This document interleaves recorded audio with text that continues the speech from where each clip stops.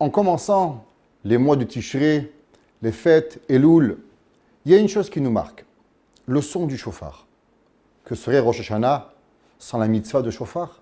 Tout le mois de Elul, on sonne le shofar chez les Séfaradim durant les Selichot, chez les Ashkenazim à la fin de la Tefila. Essayons de comprendre un peu plus cette mitzvah extraordinaire du shofar. Malgré qu'il est écrit dans nos sages, au nom du Pirkei de Rabbi Eliezer, qu'au moment où un homme, il écoute le shofar, alors il lui réveille en lui la teshuva, il lui réveille en lui la peur de Hakadosh Baruch Hu. Mais la question qu'on doit se poser, pourquoi véritablement cette mitzvah de teshuva? Pourquoi la mitzvah de shofar doit nous rappeler la teshuva? Pourquoi pas un rabbin qui est montré sur la bima, devant le Echal, il dit « Monsieur, faites teshuva ». En quoi et pourquoi Hakadosh Baruch Hu a-t-il choisi le son du shofar pour nous rappeler la teshuva? De plus, on sait que quand Mashiach va venir, à travers quel acte on va pouvoir savoir que Mashiach va venir? Teka beshofar gadol echeruteinu. On va écouter le son du shofar qui va nous réveiller. Pourquoi pas des trompettes? Pourquoi pas un tambourin? Pourquoi la Torah a-t-elle choisi spécifiquement le son du shofar? Si on prend un peu la mitzvah du shofar, c'est intéressant. La Torah donne la mitzvah de teroua. Yom teroua, un son et un jour de teroua. Et la Gemara se pose la question, que veut dire le mot teroua? Quel son de shofar devons-nous faire? Et la Gemara cherche à travers certains versets pour comprendre ce son particulier que l'on doit faire au shofar.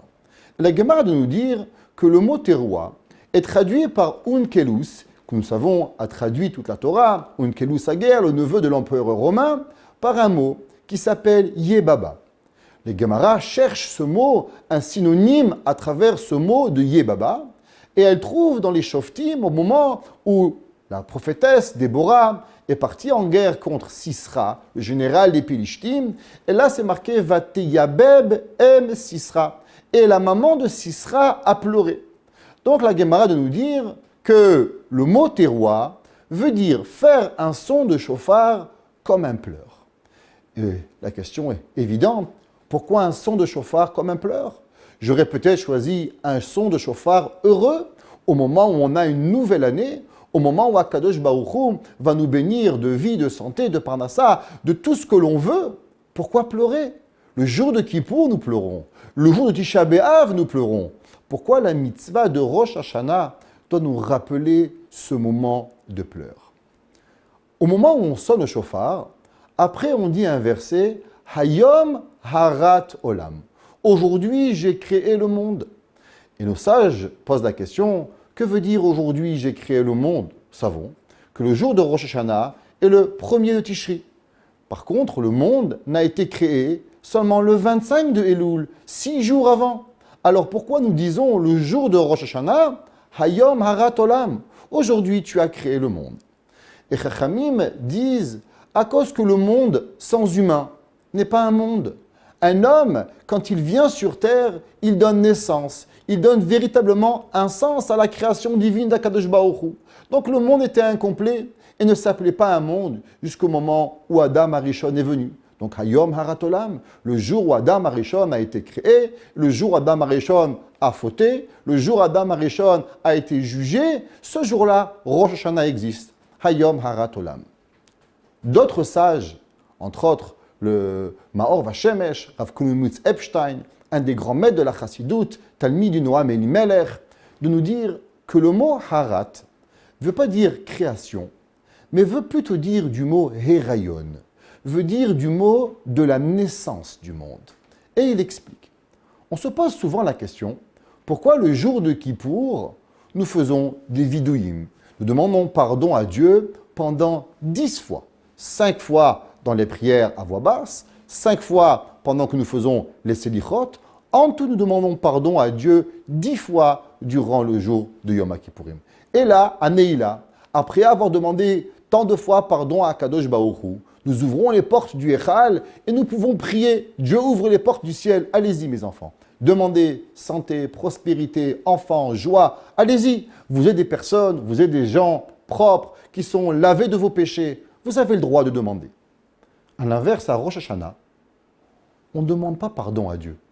Et pourtant, on a des demandes.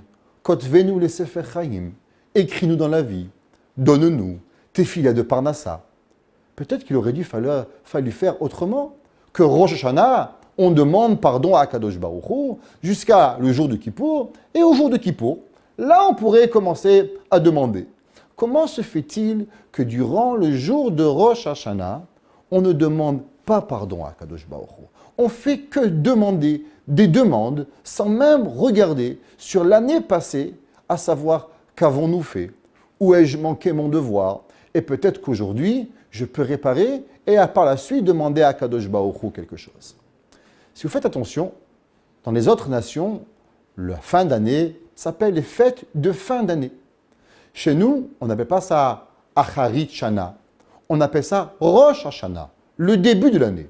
Comment se fait-il que l'on ne fête pas, comme les autres nations, le dernier jour du mois de Elul, la fin de l'année? Et pourquoi fêtons-nous le premier jour de Tishri, le début de l'année? Et Chachamim explique quelque chose d'extraordinaire. Demander pardon, ça veut dire regarder sur le passé et être collé à son passé, et à travers son passé, essayer d'arranger le passé et pouvoir être capable d'aller vers l'avenir. Notre passé, très souvent, nous enchaîne. Je suis qui je suis à travers mon éducation, à travers où j'habite, à travers qui je suis, qu'est-ce que je mange, qu'est-ce que je fais. Tout mon passé fait que je suis aujourd'hui quelque part, qui est bien, mais je suis aussi lié à travers des chaînes qui s'appellent mon passé. Si c'est comme ça, il va nous être très difficile de pouvoir changer. Parce que changer à travers tout mon passé, il m'est quasiment impossible. Le jour de Rosh Hashanah, je dis à Akadosh Baruch Hu, regarde Akadosh Baruch Hu, la personne que j'étais avant, oublie-la. Mets-la de côté. Viens, on va recommencer. Une nouvelle vie. Un début d'année. Rosh, le début. Shana vient du mot leshanot, changer. Je suis capable de changer. Et tu veux savoir comment on est capable de changer? Un bébé, quand il naît, il donne possession à l'espoir que tout lui est permis. Le premier cri du bébé, à un moment où il vient sur terre, il donne à ses parents l'espoir que tout va lui être permis. Il n'a pas encore de maison, il n'a pas encore d'habits, il n'a pas encore d'école, il n'a pas encore de traumatisme. Tout lui est possible. Il n'y a rien qui l'enchaîne, rien qui l'arrête. Il va être capable de tout. Plus nous allons grandir dans le monde, et plus nous sommes restreints à travers ce que nous apprenons, à travers ce que nous vivons.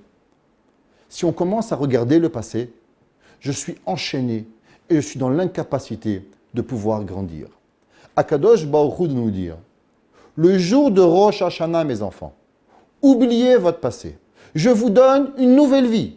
Comme ce son de chauffard qui rappelle le pleur d'un enfant qui naît, que tout lui est permis, vous aussi, au moment où vous allez entendre le chauffard, je veux que vous croyiez et que vous compreniez et que vous acceptez que tout nous est permis.